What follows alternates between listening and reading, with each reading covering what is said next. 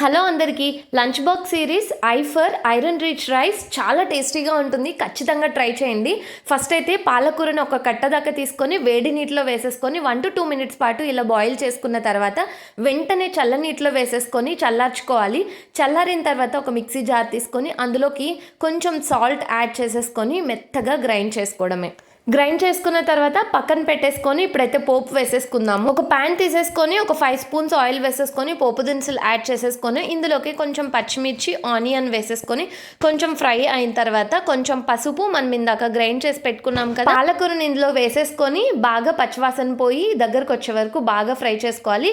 ఇలా అయిన తర్వాత మనమైతే ముందుగా ఉడకపెట్టుకున్న అన్నాన్ని ఇందులో యాడ్ చేసేసుకొని బాగా మిక్స్ చేసేసుకోవాలి. కావాలంటే ఇందులోకి కొంచెం వేయించిన జీడిపప్పు కూడా యాడ్ చేసుకుంటే ఇంకా స్పెషల్గా టేస్టీగా ఉంటుంది. బాగా మిక్స్ చేసుకుని సర్వ్ చేసేసుకోవడమే. Tasty iron rich rice ready. Next లెటర్తో వస్తాను. బాయ్.